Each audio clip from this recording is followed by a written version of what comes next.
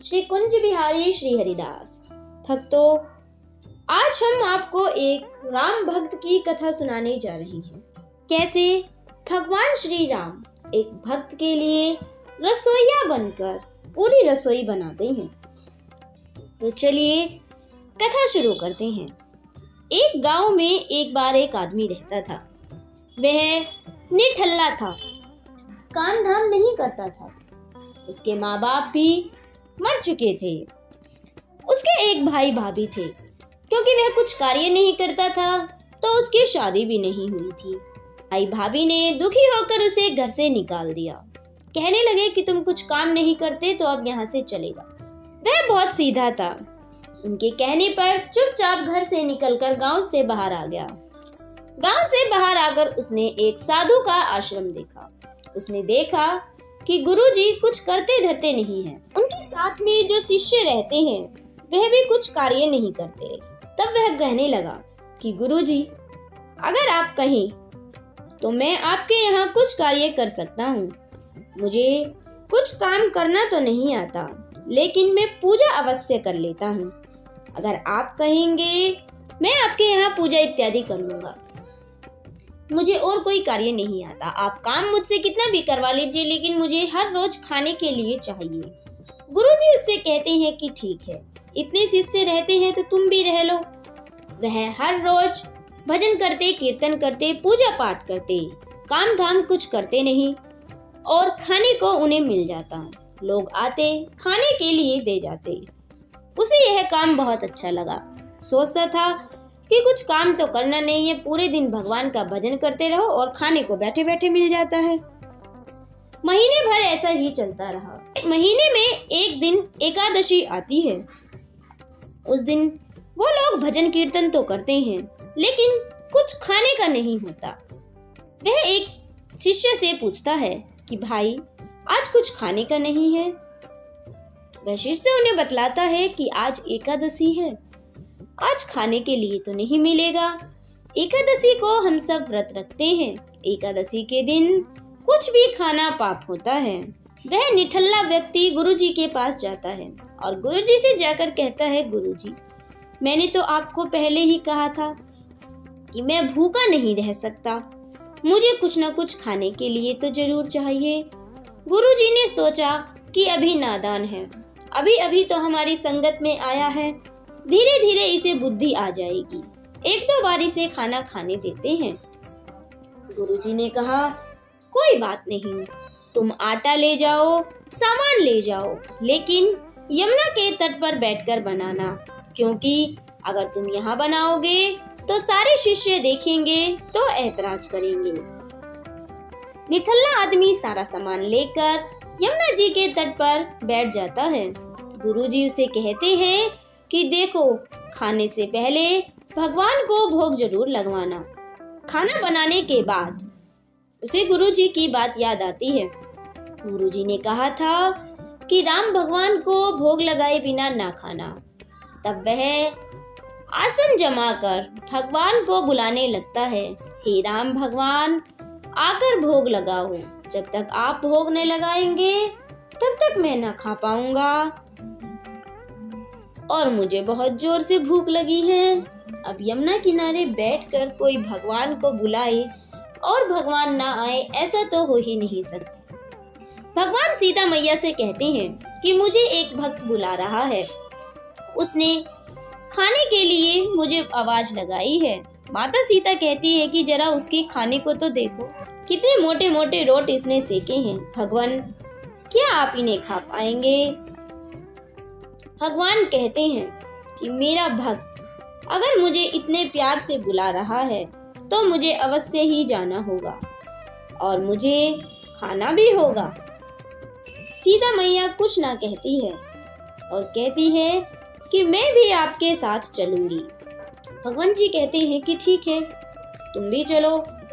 भगवान राम आ जाते हैं और आकर कहते हैं कि बस आंखें खोलो, मैं आ गया। तब वह आंखें खोलता है और कहता है, प्रभु आप आ गए, आइए भोग लगाइए। कहता है, प्रभु मैंने 4 ही रोटी बनाई है। भगवान राम एक रोटी खाते हैं और कहते हैं कि तुम्हारी रोटी तो बहुत अच्छी लग रही है। वह दूसरी भी खा लेते हैं। सीता मैया से कहते हैं कि आप भी जरा चखिए और देखिए कि मेरे भक्त ने कितना अच्छा भोजन बनाया है। आप ऐसे ही कह रही थी कि इतना मोटा मोटा खाना है, जरा देखिए कितना अच्छा भोजन है। भोजन को खाने के बाद मैया कहती है कि हाँ अच्छा तो है, और भोजन को खाना शुरू करते हैं। इस तरीके से करते करते 4 की 4 रोटियां भगवान जी स्वयं ही खा जाते हैं और उन्हें कुछ भी खाने के लिए नहीं देते हैं और कहते हैं कि तुम्हारा भोजन बहुत अच्छा था, अगली बार जब बनाओगे तो हमें जरूर बुलाना। बेचारा निठल्ला आदमी भूखा ही रह जाता है। जब आश्रम में वापस आता है तो गुरुजी पूछते हैं, हाँ भाई तुमने खाना बनाकर खा लिया? वह बोलता है हाँ। और भगवान को भोग अर्पित किया? तो उत्तर देता है कि हाँ, भगवान को भोग अर्पित किया। ऐसा भोग अर्पित किया कि आपने तो कहा था कि भगवान को थोड़ा सा खाएंगे, लेकिन वो तो सारा का सारा ही खा गए। गुरुजी सोचते हैं कि वह ऐसे ही बोल रहा है। अगले महीने फिर एकादशी आती है और वह फिर से सामान लेकर यमुना के तट पर चला जाता है। इस बार सामान बहुत ज्यादा मात्रा में लाता है और खाना भी नहीं बनाता है। वह भगवान को फिर आवाज लगाकर बुलाता है, हे श्री राम आकर भोग लगाओ। लेकिन इस बार वह क्या देखता है कि भगवान जी तो पूरा का पूरा परिवार लेकर ही आ जाते हैं। लक्ष्मण, भरत, शत्रुघ्न, हनुमान समेत सब आ जाते हैं और आकर कहते हैं कि लाओ भोजन कहाँ है। भक्त थोड़ा मुस्कुराता है और कहता है, भगवान वो क्या है ना, मैंने इस बार भोग बनाया नहीं। मैंने सोचा कि पहले देख लूं कितने जने आएंगे, उस हिसाब से बना लूंगा। पिछली बार मुझे खाने के लिए मिला नहीं था, लेकिन आप तो पूरी बारात लेकर आए हैं। एक काम करिए, आप भी थोड़ी मदद करवा दीजिए। इतने सारों का भोजन तो मैं अकेला नहीं बना सकता। भगवान मुस्कुराकर सीता जी की तरफ देखते हैं और कहते हैं कि भक्त ने कहा है तो भोजन तो बनाना पड़ेगा। और चूल्हे में आग सिलकाकर भगवान जी अपने भक्त के लिए रोटियां बनानी शुरू करते हैं। वो रोटियां बनाते हैं और भक्त उन्हें बैठकर उन्हीं के पास खाता है। गुरुजी सोचते हैं कि आज बहुत देर हो गई। पिछली बार कह रहा था कि मुझे कुछ खाने के लिए नहीं मिला। जाकर सरयू के तट पर देखता हूँ कि आखिर वह क्या कर रहा है। तट पर आकर देखता है तो पूरा परिवार, पूरे अयोध्या का राम परिवार अपनी आंखों से देखकर वह स्तब्ध रह जाते हैं और अपनी आंखों पर विश्वास नहीं कर पाते हैं।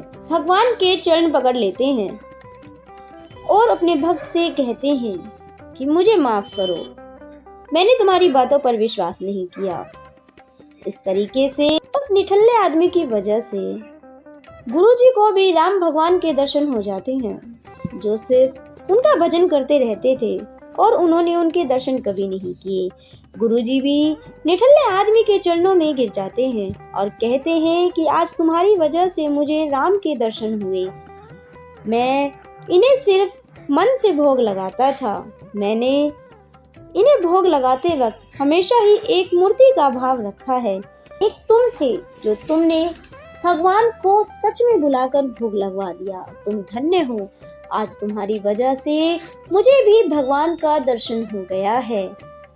भगवान जी अपने भक्त के लिए खाना बनाकर वापस अपनी अयोध्या नगरी को लौट जाते हैं। इस तरीके से इस निठल्ले आदमी का चरित्र भी पूरा होता है। तो भक्तों, भगवान अपने भक्तों की खुशी के लिए क्या क्या कर देते हैं, आप देखते रहिए। ऐसी और वीडियो के लिए आप हमारे चैनल को सब्सक्राइब करें। वीडियो अच्छी लगे तो वीडियो को लाइक करें, शेयर करें। अगर आप भी राम भगवान के भक्त हैं तो कमेंट में जय श्री राम जरूर लिखें। भगवान आपकी सभी मनोकामनाएं अवश्य पूर्ण करेंगे। श्री कुंज बिहारी श्री हरिदास, आपका दिन मंगलमय हो।